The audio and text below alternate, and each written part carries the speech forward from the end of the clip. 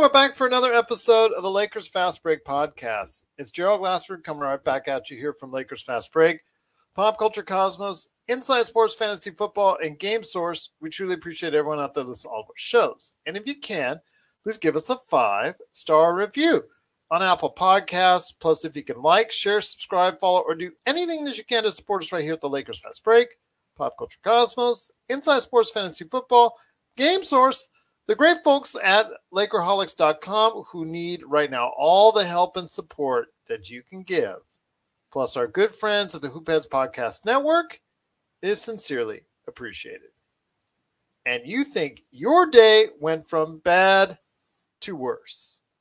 The day started off bad with the news that LeBron James is going to be out for at least a week with an abdominal strain. That was bad news enough. And on top of that, deja vu as the Lakers once again played the Oklahoma City Thunder, this time in the Staples Center, got off to a big lead in the first half. Just like last week. And, well, actually, it was only 19 this time. They only led by 19 at this point in time in the first half. But lo and behold, even before the second half started, the Oklahoma City Thunder whittled away at that lead, and sure enough, by the time the fourth quarter happened, the Oklahoma City Thunder, behind the great play of Shai Gilgeous-Alexander, who had a tremendous game of 28 points, just couldn't say enough just superlatives about his game. He really is going to be a great star for the future for that team.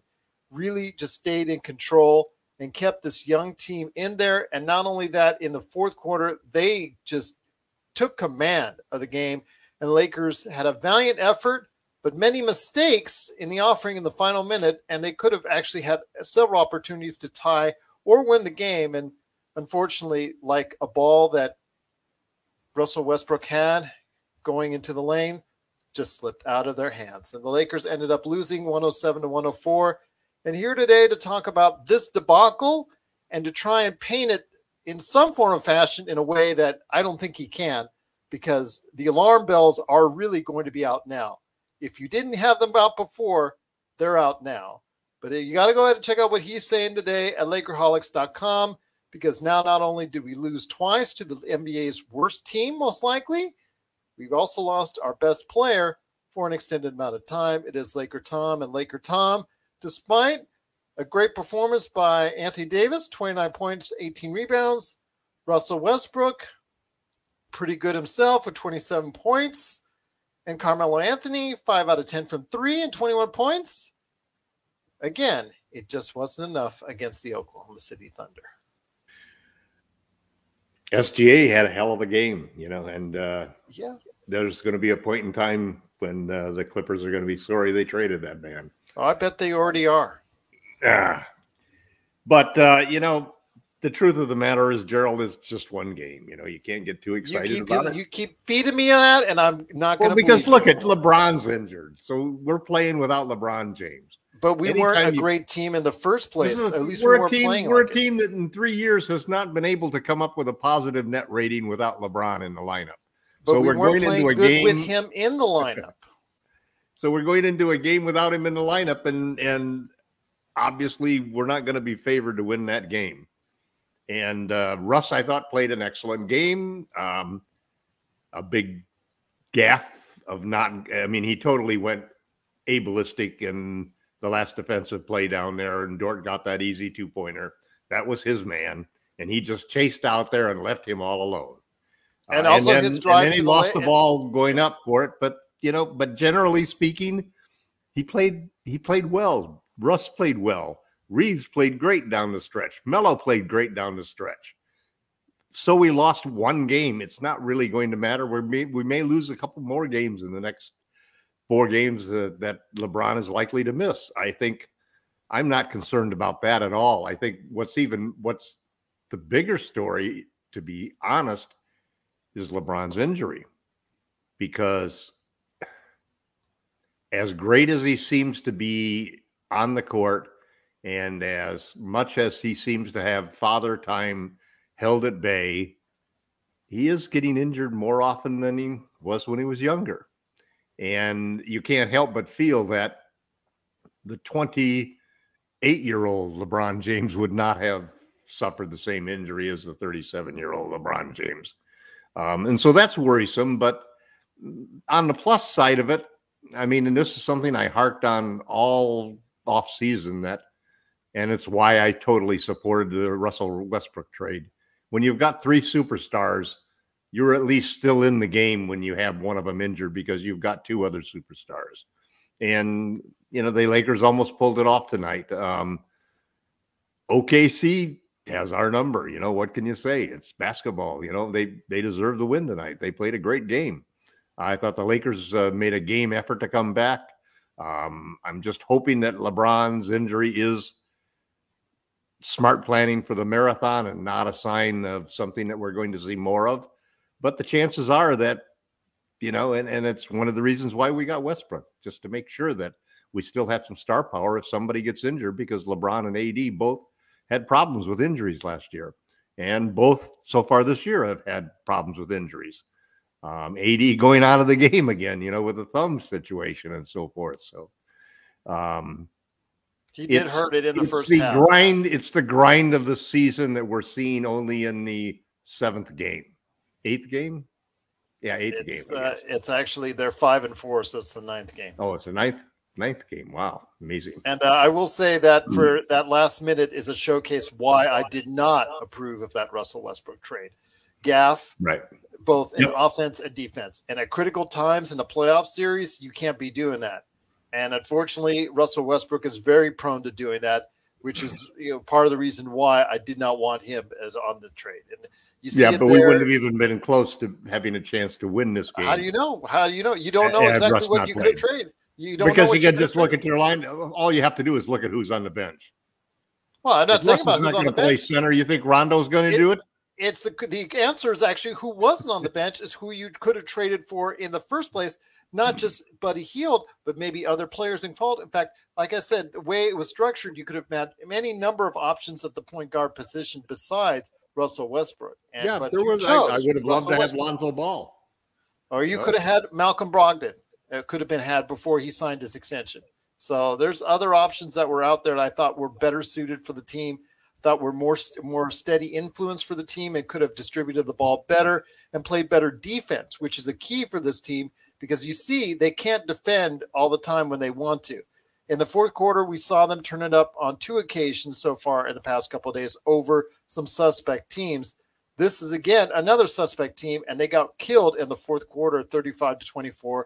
The points in the paint, after scoring an NBA season high, 78 in the last game, which was obviously a very good sign, they scored less than half of that, almost at 36. So it's very disappointing. It's just very disappointing that they're able to. It is disappointing, but it's not tragic, and it's not. Well, it's not. I mean, failure. That 67.5 is saying bye. Not anything more than just a single game, Gerald. That's a game. It's a bigger sign for me. One of 82, man. I think if you're actually looking at it objectively, you're going to say this is a bigger sign. The way the team has performed up to this point, it's a bigger sign and should be a bigger sign of concern as the team is competitive going forward. I mean, we already knew we aren't a championship team without LeBron James. Even with LeBron James. Team without LeBron James. Remember, we got to remember the LeBron James, even with him, they have not performed up to what the expectations are at. Yeah, but it's been early in the season. You have a small sample size. They have 11 new players. I mean, we've gone through this over and over. I mean, why do you want to rehash the same old argument? Because I'm telling you, with each and every single game, you want to talk about being concerned about LeBron being injury prone? Man, that's a discussion you can have that I think you've got some legs. You know, at least you can make a valid argument to say that the Lakers should be panicky, that this is desperation and this is a calamity happening and all of these various other things and the illusions that it's, you know, that the world is coming apart is crazy. None of it makes. I don't think it's so crazy. Sense. See, I don't think it's so crazy. I disagree with you on that. Well, yeah, but I mean, Gerald, don't you get tired of doing this 82 games a season? No, again, as someone who always said, I always look at this objectively, like as someone, like an NBA executive or an NBA scout does. Whether somebody's objective is subjective. You're looking at it always with fine-colored purple and gold, rose-colored glasses, and everything's fine, and dandelions and rose color. No, I'm looking at it from a standpoint that I think that situations are always a combination of multiple elements and multiple trends that are happening, and you can read them. And sometimes I do think they're disastrous. And there have been times when I've been a Chicken Little, just like you are a Chicken Little most of the time. But generally speaking, no, not most of the time. I expect good things to happen. And I think that there were good signs tonight. The Lakers' two superstars played well. But I do think the sky may be getting close to falling, or at least it's drifting a little bit below. Let's put it that way. It's descending on us as we speak. Yeah. But you got to be concerned. That's probably a climate situation.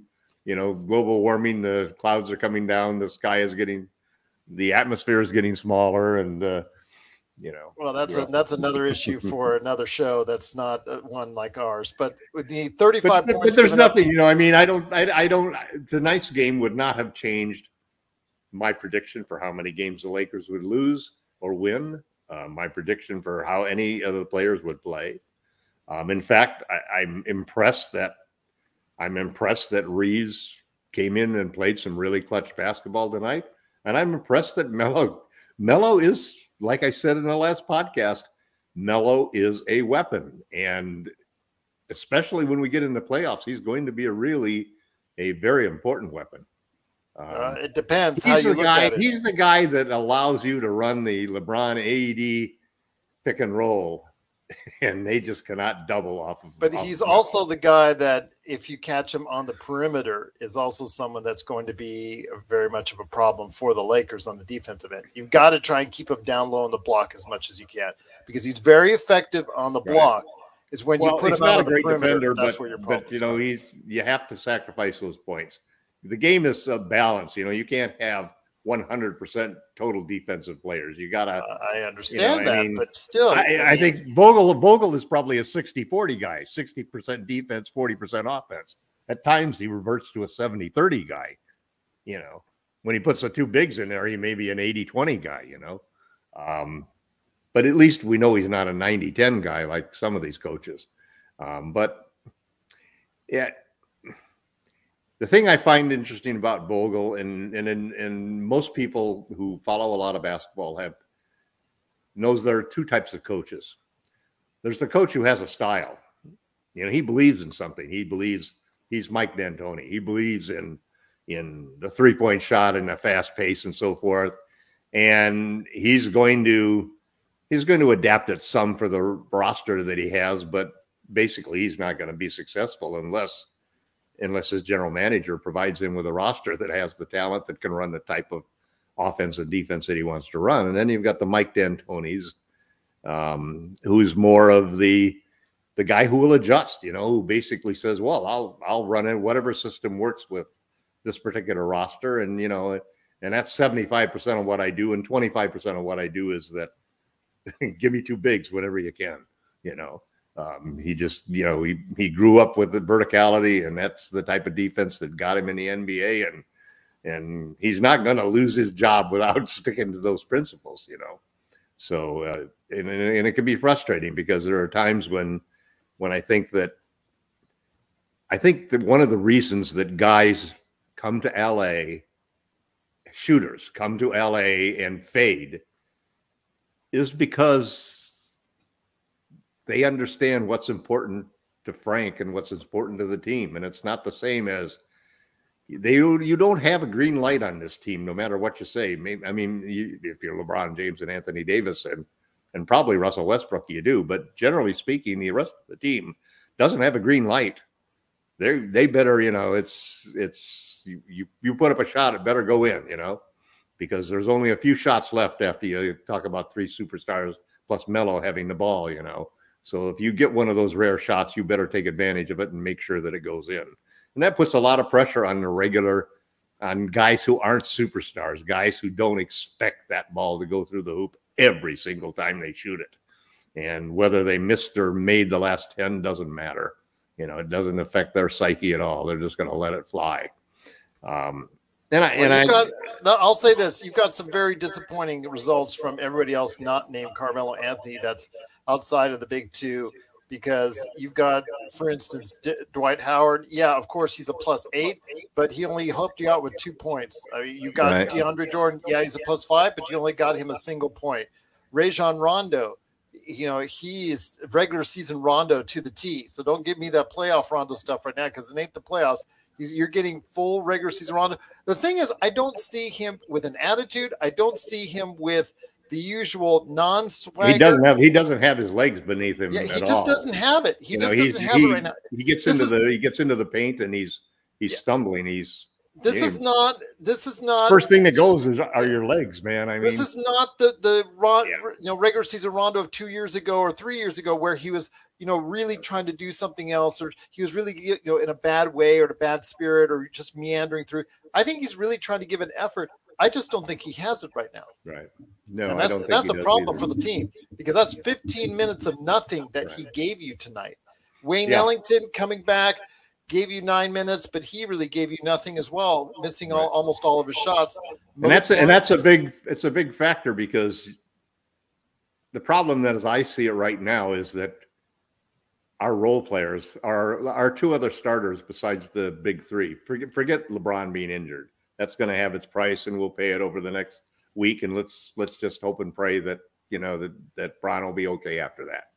But it's the other 2 starters that aren't giving us enough to really compensate, you know.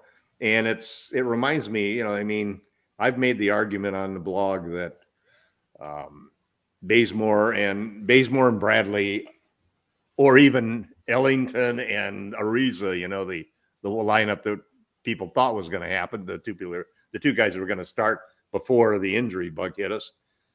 I don't think any of those are going to be good enough really to take us to a championship. You know, we really need to go out and get another player, we need another starter. Now, the hope was that Ellington would be that guy, you know.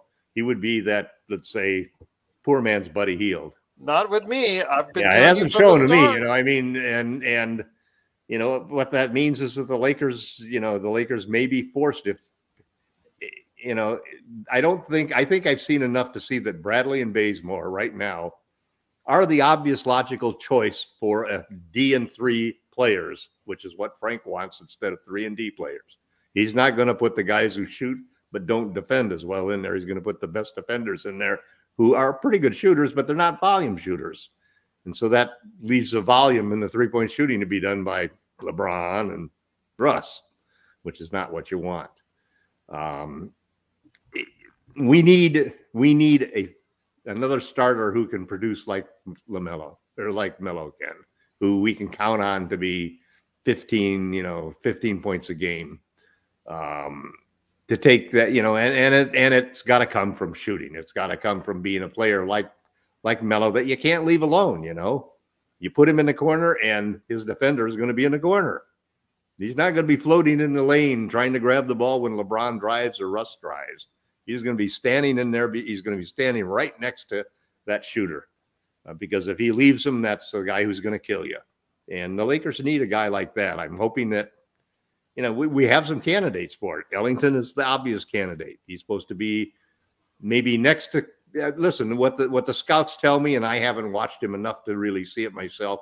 But what the scouts tell you is that next to Steph, he may be the next best person at adjusting when he passes the ball to getting open on a shot. And so then this is those dribble handoffs where he takes it and does a quick jump sidestep and gets open. But he hasn't been able to hit his shots yet, you know, and he's been injured. You know, there's a combination of the Lakers, you know, come to the Lakers and get hurt and don't forget how to shoot. Well, he was here once before, and he, you know, we obviously got residual returns there, and he's come back. And like I said, first game, 9 minutes, not much, 3 points, 1 out of 5 from 3. Not really the way you want to get it done. Right now, the Lakers' 5th best player is an undrafted kid out of Oklahoma who didn't even look good in summer league. So that's really not a very good sign for the team. I thought Reeves played excellent defense tonight. He was, you know. Yeah, but he's a rookie, so he gets every call against him.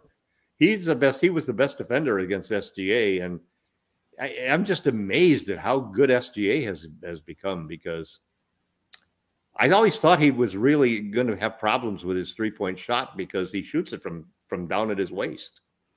And generally the guys that really are the great 3-point shooters, they have a quick shot that gets off head height, so that it's hard to block. But Shea's made a believer out of me, man. I mean, you just don't like to see him with the ball in his hands out there. And if he gets in the lane, he knows how to use the Euro step, and he's extremely athletic, and he can make those off balance shots. He's going to be a force. He is going to be a force indeed. He already is already. He is someone that the Oklahoma City Thunder fans can look towards to as someone who's going to guide their future. Somebody they're finally not going to trade. A star that they're finally not going to trade. Unless they've got something really good to offer in return, because they've got a great future there with so many picks, first and second round picks. They've got dozens of them. So, I don't even know if it's possible for them to, frankly, use they would actually, if they end up using all these draft picks before the end of the they'd decade, have 2 teams. They would have 3. So let's just put it that way. Yeah. So I think they're going to go ahead and make some trades at some point. That's a given. But speaking of trades, before we end out, please check out the LakerHolics.com page for LakerTom's latest article, Rebuilding the Lakers Starting Lineup with 2 key trades at the deadline. I will just leave it at this, and we'll go ahead and head on out. I spoke to Rafael Barlow, and he wondered why I still picked the Lakers, even with all the shaky defensive issues at the beginning of the year. Why did I still pick the Lakers to win the World Championship? I said at the time that I thought they were not a World Championship team yet, but that they would make the one key trade that would go ahead and put them over on the top. That would put them over the top. So that's my opinion, that they will make a trade at some point in time to go ahead and add that piece, because they sure need it, because tonight they really needed to get it done. Unless we can learn how to take 3 guards and compress them into 1, because we get to have way too many shooting guards and not enough small forwards. Need a lot. We need something to go ahead. There'll be something happening, and it's THT and Nunn. Those are the 2 guys, and Monk, because Nunn and Monk, we have 0 chance of re-signing. So when the trade deadline comes, these are 2 valuable players that you can get something for, and Nunn has a $5 million contract, so he's got some trade value, whereas Monk is just a minimum contract. And the only other trading chip we've got is THT at $10 million. THT, there's a trade that could be made for Buddy Hield, for example, with THT and Nunn and Monk. There's players, I love the idea of Marcus Smart in a Lakers uniform, and apparently the situation has not gotten any better in Boston. He's not even close to becoming a great shooter anytime soon. So but he's an elite defender, man, and he can defend. He can defend 3 positions. He can defend 4 positions, in my opinion. But the thing is, he shoots only 25% from 3, or 28. I'm sorry, and that's still going to be a problem in the playoff time. But again, we will go ahead and continue to update you on those things, including LeBron James' injury. He is out, like I said. That's the biggest news. That's the biggest news of the day, not the loss. That and getting humiliated yet again to the Oklahoma City Thunder. Right.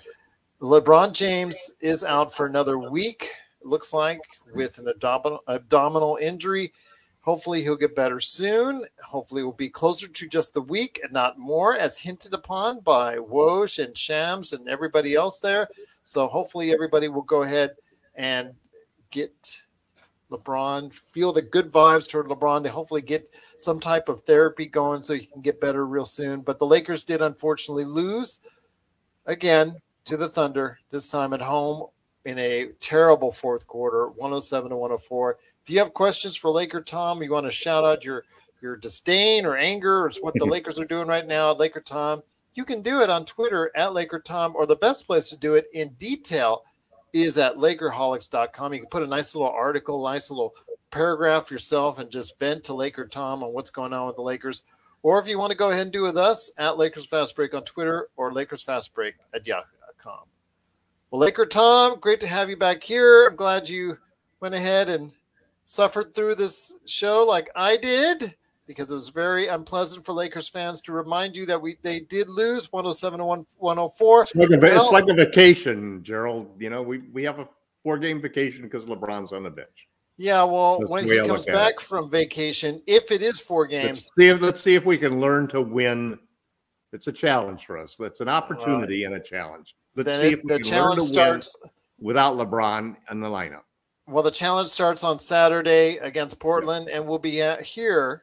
We'll be here after the game on Saturday night to talk about it. Hopefully it's a win for the Lakers, but we'll see. But once again, the Lakers did lose 107-104.